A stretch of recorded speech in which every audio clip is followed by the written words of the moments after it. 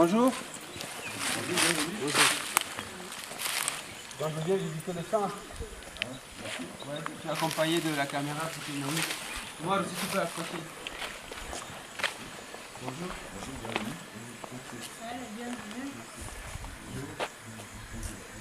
D'accord. Enchanté. Oui, plus loin là, monsieur Omar Ouma, c'est le laborantin. D'accord. Et enfin, le commis, monsieur Bunga Amos, il s'occupe de la vente des médicaments. D'accord. Et vous? Bon, mais moi, je suis infirmier chef de ce centre. Je m'occupe du centre et puis je voudrais vous présenter le centre. D'accord. Ok. Donc, eux, ils sont les habitants de Ndita. Justement, ils sont autochtones d'ici. D'accord. Et c'est vous qui êtes envoyé par l'État? Justement, par l'État. D'accord. Donc, vous allez nous présenter le centre? Tout à fait. D'accord. Par quoi on commence? On commence par, je voudrais dire par le bureau. Oui. Le bureau, c'est mieux. D'accord. Bon, le centre, il est ouvert depuis, je crois qu'il y a pratiquement 12 ans. Je suis là depuis février seulement. Mais seulement, j'ai quelqu'un, un infirmier qui maîtrise bien la genèse de ce centre. Monsieur Omarou, il est là depuis 12 ans pratiquement. D'accord. Okay. C'est lui qui sait comment le centre a commencé. D'accord. Ouais. Moi, je suis venu il y a pratiquement quelques mois, depuis février, comme je vous le disais tantôt. Donc, c'est lui qui peut vous dire tout par rapport au centre. Donc ça, c'est votre bureau? Là, c'est mon bureau, vous le voyez. C'est le bureau du chef du centre. Et qu'est-ce qu'il y a là-bas? Là, c'est un frigo qui a été envoyé par l'État, mais qui n'est pas mis en charge parce qu'on n'a pas de moyens pour le mettre en charge. Justement, d'énergie, source d'énergie. Il n'y a pas d'électricité. Or, il nous faut conserver des vaccins pour l'aide de santé, pour vacciner les enfants. Donc, on n'a pas de source d'énergie. Ok. Donc, on va passer à la deuxième pièce. Oui, justement. Là, c'est une pièce qui n'est... Ici, c'est le laboratoire. D'accord. Laboratoire. Voilà un laboratoire formé. Malheureusement, le microscope que nous avions a été emporté. On ne l'a pas. On n'a pas le nécessaire pour exercer ici. Donc, il n'y a pas de Il n'y a pas de matériel. Voilà. En bref, il n'y a pas de matériel. D'accord. Ok. La suivante. Plus loin là, nous avons... Ce bâtiment a été construit par qui? Par la communauté, je pense bien, sauf si je me trompe. Il y a quelqu'un qui peut le témoigner, c'est la communauté qui l'a construit. D'accord. Et cette pièce, elle est vide? Elle est vide encore. Elle n'est pas encore occupée. D'accord. Une salle vraiment vide. C'est quoi? C'est une salle d'hospitalisation. C'est une salle d'hospitalisation qui n'est pas encore occupée. Opérationnelle, voilà. Et de l'autre côté, c'est la pédiatrie qui n'est pas opérationnelle. Donc, ici, c'est la pédiatrie.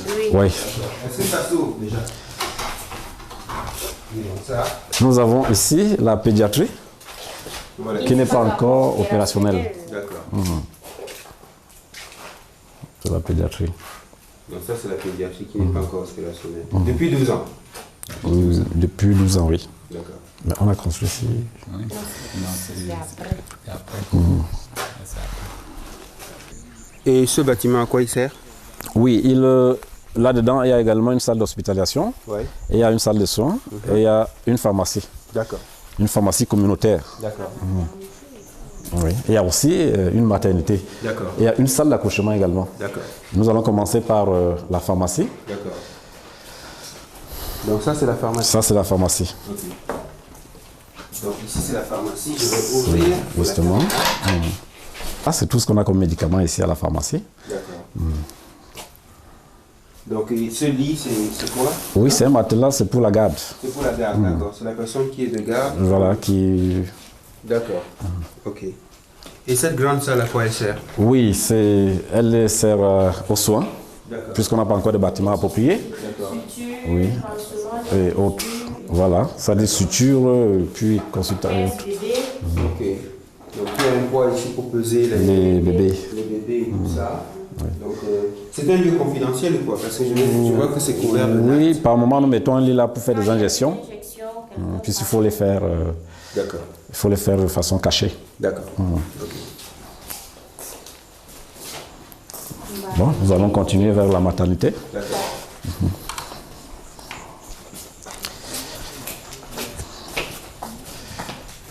Bon, par rapport donc au taux de... Ça, c'est la maternité. Bref, c'est aussi en quelque sorte une salle de consultation et d'hospitalisation. Par rapport au taux de fréquentation qui n'est pas assez élevé, on n'a que ces 3 lits-là pour le moment. Pourquoi? Bon, peut-être parce que les populations sont pauvres. Oui. Oui, nous le disons toujours. Parce que ça coûte cher de se soigner ici? Non, ça ne coûte vraiment pas cher. C'est les soins de santé primaires, comme toujours. Ça coûte combien? Et il n'y a pas un prix approprié. Nous soignons par rapport à la gravité de la maladie. D'accord. Oui, c'est pas cher vraiment. Un simple paludisme, on peut le soigner lorsqu'on doit des comprimés à moins de 1500 francs. Je crois que ce n'est pas si cher. C'est pas si cher. L'habitant de Nditam qui vit avec... Avec des moyens assez difficiles. C'est un peu cher, bon, certainement. Bon, on ne peut pas faire au-delà. Puis les médicaments, lorsqu'on les a, on ne les donne pas pour rien. C'est là le problème. Qu'est-ce qu'il y a au fond? Bon, plus loin, là, nous avons une table d'accouchement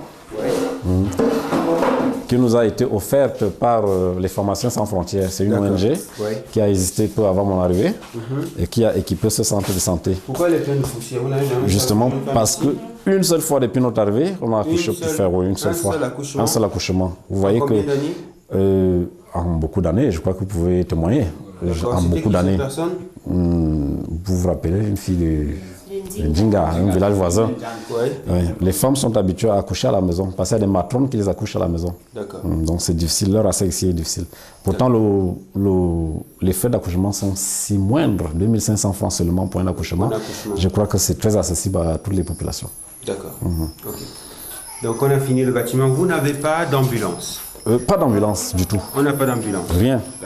On n'a même pas de moyens pour se déplacer, faire des vaccinations partout dans l'aire de santé. D'accord. Bonjour Omar. Bonjour. Ouais, tu es le membre de ce centre qui est le plus ancien. Est-ce que tu peux nous parler du centre brièvement? Oui, je peux vous parler brièvement de ce centre. Oui. C'est le centre, les bâtiments ont été conçus. Le premier bâtiment a été conçu par la CFN. Ok. Donc c'était une société forestière? C'était une société forestière qui résidait à Massanga. D'accord. Bon, le centre était vide. C'est une épidémie de rougeole qui est tombée ici. Ça a ravagé beaucoup de personnes. Et il y a eu une ONG qui était venue ici pour opérer ici, sur l'appellation de l'Ostom. Et quand ils ont vu ces fléaux, ils sont partis demander aux pharmaciens de venir aider les populations là où ils opéraient. D'accord. Et c'est à partir de ça qu'a eu la naissance de ce centre de santé. Ils nous ont aidés en dotation en médicaments. D'accord.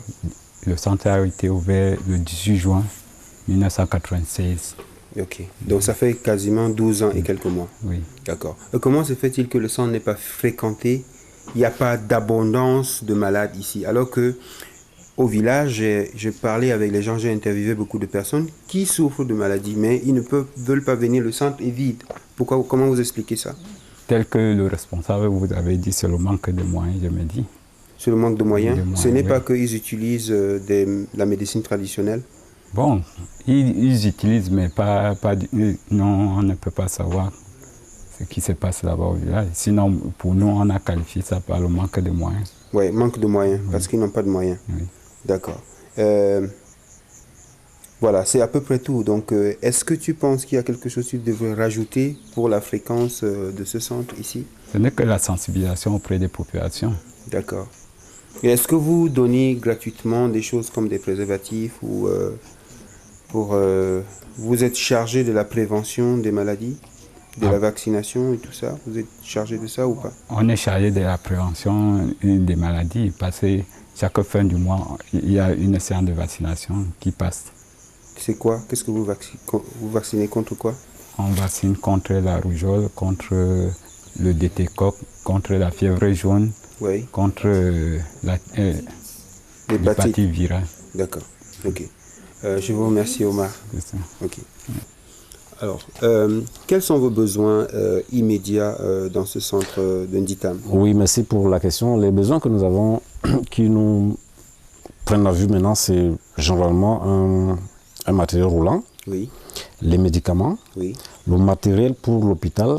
Je veux citer le microscope, par exemple, et puis un lit d'accouchement.